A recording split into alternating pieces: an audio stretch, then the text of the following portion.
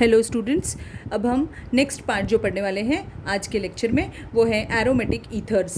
Aromatic ethers में एक example ले लेते हैं। सबसे पहले हम उसके मेथड्स ऑफ प्रिपरेशन इसकी पढ़ने की ज़रूरत नहीं है, क्योंकि हमने विलियमसन मेथड में ही विलियमसन सिंथेसिस में पढ़ लिया था कि कैसे प्रिपेयर करते हैं। तो अभी हमें इसकी रेजोनेटिंग स्ट्रक्चर्स देखना है। तो देखिए रेजोनेटिंग स्ट्रक्चर्स, इसके resonating structures same as phenol ही रहते हैं, कोई चेंज नहीं होता है। आप देखेंगे तो आपको समझ में आएगा। ये ऑर्थो पैरा सब्स्टिट्यूशन प्रोडक्ट देता है। एरोमेटिक कंपाउंड है, इसीलिए ये कौन सी रिएक्शंस देगा? इलेक्ट्रोफिलिक सब्स्टिट्यूशन रिएक्शंस देगा। और कौन सा सब्स्टिट्यूशन देगा? Ortho para. अभी हम वो देखेंगे कि क्यों देता है ऑर्थो पैरा। तो ये मैंने एक सिंपल सा ईथर बना दिया, जनरल फॉर्मूला इसका। अब देखिए ये कैसे रेजोनेट करता है। ये इलेक्ट्रॉन पेयर यहाँ शिफ्ट हो जाएंगे। ये इलेक्ट्रॉन पेयर जैसे ही यहाँ शिफ्ट होंगे, ये वाला जो पाई इलेक्ट्रॉन क्लाउड है, पाई इलेक्ट्रॉन्स जो है वो यहाँ शिफ्ट हो जाएंगे। तो अब कैसा होगा? बेंजीन रिंग, और ये यहाँ पर इलेक्ट्रॉन्स आ गए, और ये ऐसा, और यहाँ पर डबल बॉन्ड कैरेक्टर आ गया, और ऑक्सीजन और आर। और ये जो ऑक्सीजन है इसके ऊपर चार्ज कौन सा आ जाएगा? पॉजिटिव चार्ज आ जाएगा, क्योंकि इसने अभी 3 बॉन्ड बना लिए हैं और इसके पास सिर्फ एक ही लोन पेयर ऑफ इलेक्ट्रॉन्स बचा चाहिए, तो आप बना के रख सकते हैं।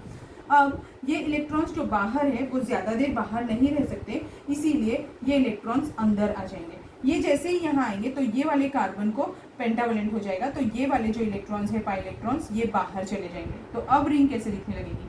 अब रिंग में यहाँ पे इलेक्ट्रॉन पेयर होगा, नेगेटिव चार्ज हो जाएगा, यहाँ पे डबल बॉन्ड, और यहाँ पे भी डबल बॉन्ड, एक ऑक्सीजन एक आर, और इस ऑक्सीजन के ऊपर पॉजिटिव चार्ज और सिर्फ एक इलेक्ट्रॉन पेयर।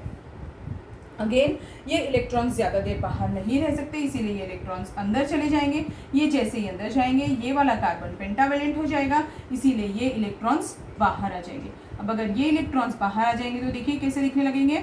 ये बॉन्ड यहाँ आ जाएगा, और फिर यहाँ पर एक बॉन्ड रहेगा, और यहाँ पर लोन पेयर बाहर की तरफ, और यहाँ पे double bond, oxygen, positive charge, एक लोन पेयर और एक आर ग्रुप। ऐसा अगेन ये इलेक्ट्रॉन्स ज़्यादा देर यहाँ नहीं रह सकते, इसीलिए ये इलेक्ट्रॉन्स भी बाहर इलेक्ट्रॉन्स नहीं रख सकते हैं, तो वो अंदर चले जाएंगे। ये जैसे ही अंदर जाएंगे ये इलेक्ट्रॉन्स वापस अपने पोजीशन पे चले जाएंगे। और अब रिंग कैसे दिखने लगेगी? देखिए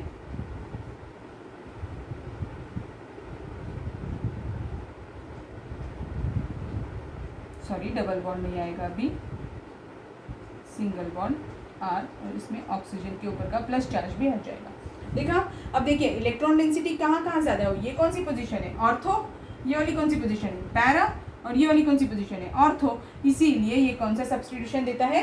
ऑर्थो पैरा सब्स्टिट्यूशन देता है। समझ में आया? अब हम क्या पढ़ेंगे? Electrophilic substitution reactions of phenol पढ़ेंगे, सॉरी नॉट फिनॉल, एनिसोल पढ़ेंगे, या फिर एरोमेटिक ईथर्स की हम इलेक्ट्रोफिलिक सब्स्टिट्यूशन रिएक्शंस पढ़ेंगे। Let's start with the electrophilic substitution reactions of aromatic ethers. There are only 3 reactions: halogenation, Friedel-Crafts reaction और एक है नाइट्रेशन। अब देखिए जो ईथर्स होते हैं वैसे ही वो न्यूट्रल नेचर के होते हैं, वो इनर्ट होते हैं, वो बहुत लेस रिएक्टिव होते हैं, तो उनकी इलेक्ट्रोफिलिक सब्स्टिट्यूशन रिएक्शंस भी कम होती हैं एज कम्पेयर टू फिनॉल्स। क्योंकि अभी हम फिनॉल चैप्टर में ही चल रहे हैं, इसलिए मैंने उससे कंपेयर किया इसे। अब फर्स्ट देखेंगे हैलोजिनेशन रिएक्शन। हम मैकेनिज्म पार्ट पहले ही पढ़ चुके हैं, बार बार वही चीज़ पढ़ने में कोई मतलब नहीं आता है, इसलिए मैं नहीं पढ़ा रही हूँ। जिस किसी को डाउट होगा वो हैलोजन डेरिवेटिव में भी हमने इसका मैकेनिज्म पढ़ा था, हैलोजिनेशन रिएक्शन का फिनॉल्स में भी पढ़ा था, तो आप वहाँ से देख सकते हैं। अगर इसका रिएक्शन मैं किसी हैलोजन के साथ कैरी आउट कर दूँ, जैसे एग्जाम्पल लेती हूँ ब्रोमीन, ठीक है। अगर ब्रोमीन के साथ रिएक्शन कैरी आउट किया तो वो फिर ये रिएक्शन जो होती है वो किसके प्रेजेंट, ये in absence of FeBr3 catalyst होती है, इसीलिए ये रिएक्शन को हम ब्रोमीन इन एसिटिक एसिड के साथ में रिएक्शन कैरी आउट कर रहे होते हैं। इसमें कोई कैटलिस्ट लेने की ज़रूरत नहीं है। ब्रोमीन जो होता है वो ब्रोमीन वाटर में भी होता है, ब्रोमीन एसिटिक एसिड में भी होता है, इसीलिए इसमें ब्रोमीन इन एसिटिक एसिड हम ले लेंगे, CH3COOH के प्रेजेंस में रिएक्शन कैरी आउट करेंगे, so that it gives what, यहाँ पर तो OCH3 रहेगा ही, एक ऑर्थो पोजीशन पे ब्रोमीन आ जाएगा और दूसरा वाले में पैरा पोजीशन पे ब्रोमीन आ जाएगा, ब्रोमाइड आयन आ जाएगा, ऐसा स्पीशीज बनेगा, ठीक है। ये भी इलेक्ट्रोफिलिक सब्स्टिट्यूशन रिएक्शन है। और हमने एसिटिक एसिड क्यों यूज़ किया है? For the activation of the benzene ring.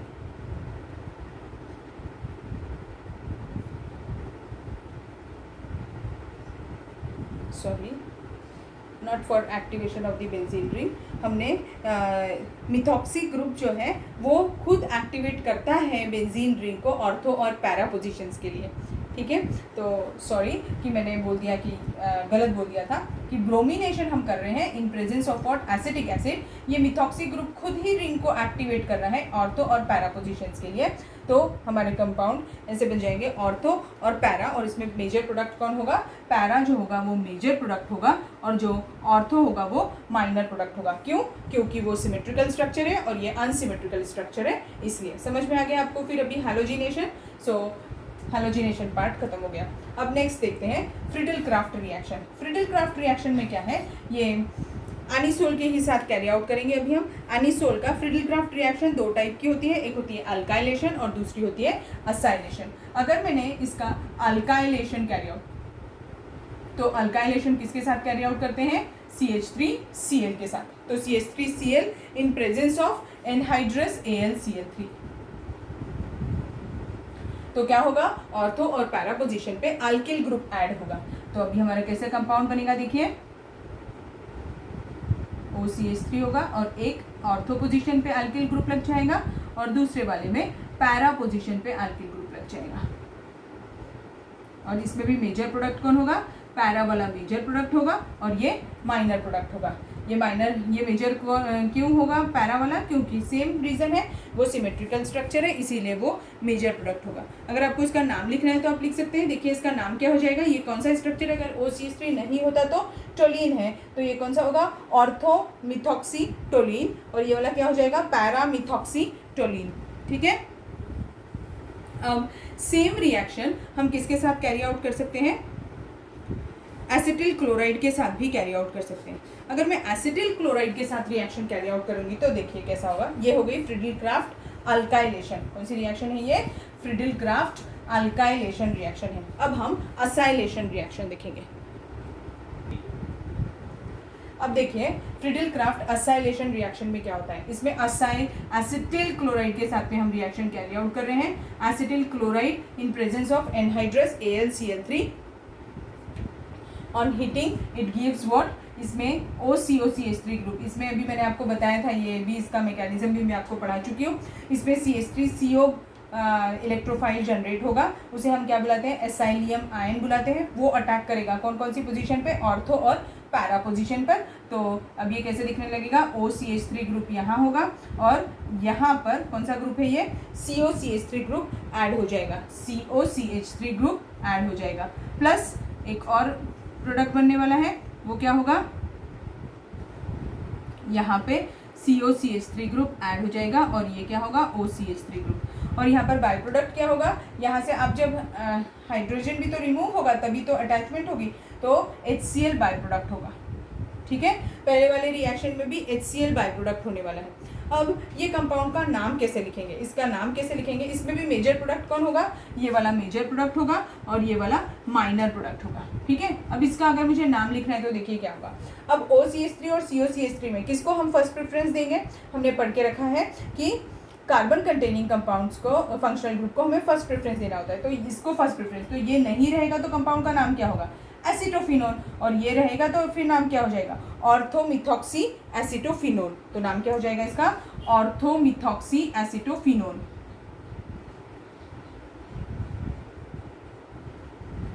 और इस वाले का पैरामिथॉक्सी एसिटोफिनोल, ऐसा नाम हो जाएगा। ठीक है, समझा आपको? और मेजर प्रोडक्ट क्यों है पैरा? क्योंकि वो भी क्या है? सिमेट्रिकल स्ट्रक्चर है, इसीलिए वो मेजर प्रोडक्ट होगा। अब लास्ट रिएक्शन है nitration. So last reaction is nitration. अगर हम एनिसोल का रिएक्शन कॉन्सेंट्रेटेड सल्फ्यूरिक एसिड और नाइट्रिक एसिड के साथ करेंगे, concentrated nitric acid and concentrated sulphuric acid. आपको बताया था मैंने क्यों दोनों लेना पड़ता है नाइट्रेशन के टाइम में, क्योंकि HNO3 अकेले ही इलेक्ट्रोफाइल जनरेट नहीं कर सकता है, वो जब ब्रेक होगा तो वो NO3 माइनस जनरेट करेगा। अगर मुझे NO2 प्लस चाहिए, यहाँ पर अटैकिंग रिएजेंट यहाँ पर क्या होना चाहिए, इलेक्ट्रोफाइल कौन सा होना चाहिए, NO2 प्लस होना चाहिए। तो अगर NO2 प्लस चाहिए तो आपको कॉन्सेंट्रेटेड सल्फ्यूरिक एसिड भी लेना होगा। ये दोनों लेने पर हीट करेंगे, इन दोनों का ट्रीटमेंट करेंगे so that it gives what, ortho nitro anisole और पैरा नाइट्रो एनिसोल मिलने वाला है। ठीक है, तो एक यहाँ पर OCH3 ग्रुप वैसा ही रहेगा और यहाँ पर कौन लग जाएगा, NO2 ग्रुप लग जाएगा। यहाँ पर OCH3 ग्रुप वैसा ही रहेगा और पैरा पोजीशन पे NO2 ग्रुप लग जाएगा। ठीक, और बाय प्रोडक्ट इसमें क्या रहने वाला है, वाटर बाय प्रोडक्ट रहने वाला है। तो ये ऑर्थो प्रोडक्ट है और ये पैरा प्रोडक्ट है, ये मेजर प्रोडक्ट है और ये माइनर प्रोडक्ट है। इसका नाम क्या होगा, कैसे नाम लिखेंगे इसका, 4 नाइट्रो एनिसोल और 2 नाइट्रो एनिसोल, या फिर ortho nitro anisole and para nitro anisole. ठीक है, समझ में आ गई अभी आपको electrophilic substitution reactions of aromatic ethers. अब यूजेस ऑफ ईथर्स आपको मैंने होमवर्क दिए थे, लास्ट क्लास में बताया था आपको कि आपको वो पढ़ के रखना है। अब एक ही छोटा सा टॉपिक है जो हमारा रह गया है, वो है क्राउन ईथर्स। वो मैं आपको यही बता देती हूँ। क्राउन ईथर्स क्या होते हैं, क्राउन ईथर्स को नेमिंग का एक पर्टिकुलर मेथड होता है, बताती हूँ। देखिए अभी क्राउन ईथर्स क्या होते हैं, क्राउन ईथर्स जो होते हैं ये मैक्रोसाइक्लिक पॉली ईथर्स होते हैं। इनको हम इससे रिप्रेजेंट करते हैं, small n crown, small m। यहाँ पर n जो होता है it stands for the number of carbon atoms and oxygen atoms, number of carbon atoms and oxygen atoms present in the ether, and here m represents the number of oxygen atoms. ये बस इतना ही बताता है, number of oxygen atoms present in the ring. सबसे पहला जो crown ether बनाया गया था वो था 18 क्राउन 6 ईथर, 18 क्राउन 6 ईथर। अब देखिए ये ईथर में नाम से समझ में आना चाहिए आपको, 18 यानी क्या, टोटल नंबर ऑफ कार्बन और ऑक्सीजन मिलाकर 18 होने चाहिए और 6 ऑक्सीजन होने चाहिए। इसका स्ट्रक्चर कैसे बनाएंगे देखिए, अभी अपन बनाते हैं, 1 2 3 ऑक्सीजन यहाँ, 1 2 3 ऑक्सीजन यहाँ। अब इन सब को हमें कैसे ज्वाइन करना है, कार्बन से ज्वाइन करना है। अब इसके 6 हो गए, अब बचे कितने हैं, 12, यानी कि 2 कार्बन होते होंगे इनके बीच में। तो मैं इसका ऐसा स्ट्रक्चर बना रही हूँ, तो ये एक कार्बन है, ये एक कार्बन है, ठीक है, ऐसा।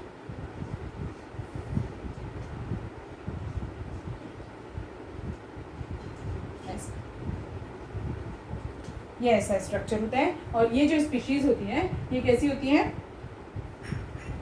ये हम एज अ कैटलिस्ट यूज़ कर सकते हैं। इसके बहुत सारे यूजेस होते हैं, मैंने यहाँ पर 2 यूज़ दिए हुए हैं। एज अ कैटलिस्ट यूज़ कर सकते हैं हम, जिस किसी में कोई लार्ज स्पीशीज़ है जो कि इसके तरह है, यानी अनवांटेड स्पीशीज़ है या कोई मेटल कैटायन है, उसको रिमूव करना है तो हम ईथर डाल देते हैं और उसको थोड़ी देर शेक करते हैं, तो ये जो स्पेस है यहाँ पर वो कैटायन क्रॉप हो जाता है और उससे फिर वो कैटायन को हम निकाल सकते हैं। ठीक, एक ये मेथड ये हो सकता है उसका यूज़, और दूसरा एज अ कैटलिस्ट भी यूज़ किया जाता है।